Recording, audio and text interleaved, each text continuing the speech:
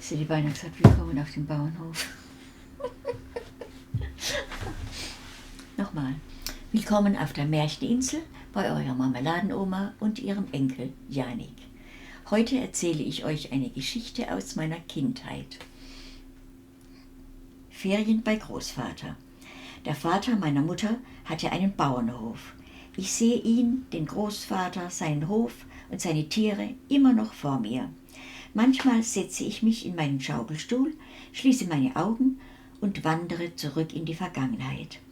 Ich war noch sehr klein, etwa 6 Jahre. Meine liebe Mutter lebte noch. In den Sommerferien fuhren wir mit unserer Schwester Rösle, unser Hausmütterchen, zum Großvater. Rösle, das Herminle und ich.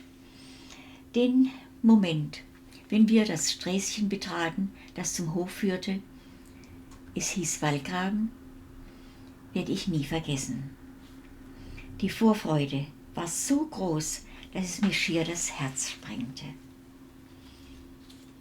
Da war ein großes Hoftor und daneben ein kleines Hoftor.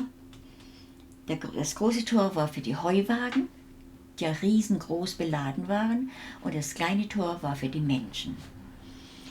Eingebaut an das Haus meines Großvaters war ein weiteres Bauernhaus, da wohnten 2 Schwestern.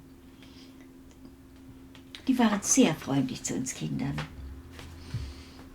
Ich durfte immer bei ihnen in den Nähkästchen kramen und Bücher lesen und so weiter. Wir traten in den Hof, rechts das Haus, anschließend ein großer Ziegenstall mit schneeweißen Ziegen. Die liebte ich sehr.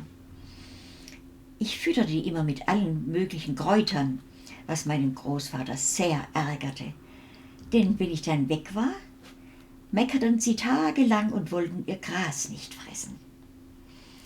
Neben dem Ziegenstall war ein Kuhstall für eine Kuh. Quer als Abschluss zum Hof eine riesenhafte Scheune mit großem Heuboden.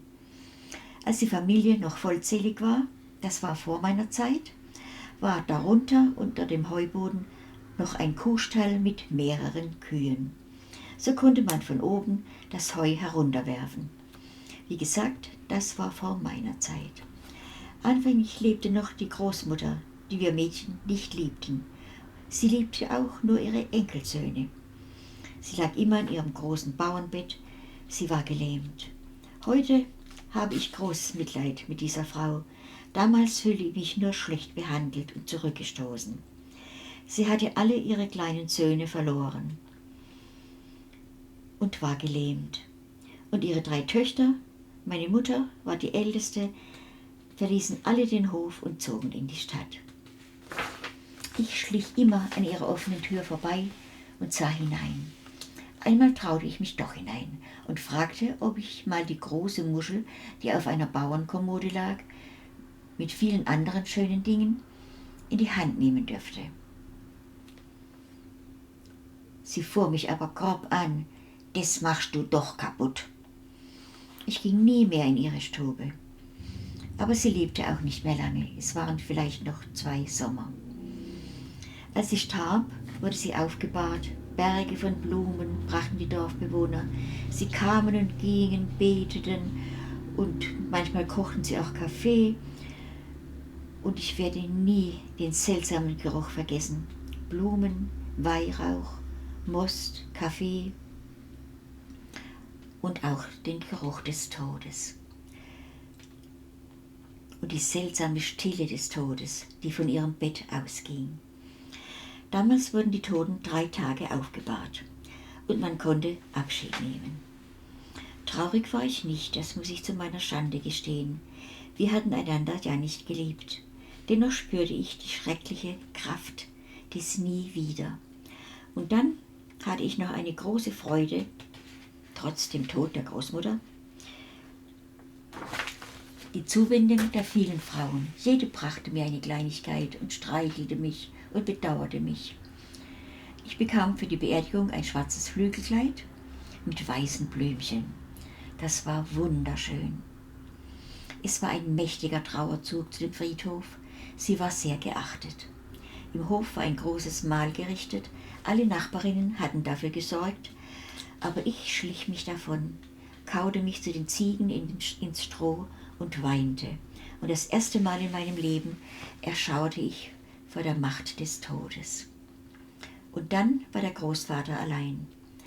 Er verpachtete einen Teil seiner Felder, behielt nur die Wiesen, die er für das Futter der Ziegen und der Kuh brauchte. Und später wurde auch die Kuh weggegeben. 2 Schweine behielt er noch. Und der Apfelgarten, der war auch noch da, weil er Apfelmost machte. Und das alles bearbeitete er allein. Mein Vater war so oft er konnte dort und half. Wir Kinder waren noch zu klein. Über meinem Bett hängt eine Fotografie von damals, mein Vater mit zerzaustem Lockenkopf auf einen Heurechen gestützt, wie er Heu recht. Ach, den Hof habe ich nicht vollständig geschildert. Gegenüber gab ja noch eine andere Seite. Gegenüber dem Haus, durch den Hof getrennt, war ein großer Mistberg, umgeben von einem Güllegraben. Ein breites Brett führte über den Graben, damit man mit der Schubkarre den Stallmist hinfuhren konnte. Neben dieser anrüchigen Stelle führte eine malerische, wirklich sehr schöne alte Steintreppe nach oben zu einem Gemüsegarten. Dort stand eine Bank, neben die mir der Großvater einen großen Rebstock von seinem verkauften Weinberg gepflanzt hatte. Die Trauben durfte ich allein essen. So, nun bin ich traurig geworden, weil alles dahin ist. Und das hätte nicht sein müssen und nicht sein sollen. Ich hätte noch sehr viel zu erzählen vom Großvater, nachdem ich genannt wurde. Er hieß Josef und ich mit dem 3. Namen Josefa. Aber wenn ihr wollt, kann ich das gern ein andermal tun. Das war's für heute. Ich sage euch Ade, eure Marmeladenoma und Enkel Janik.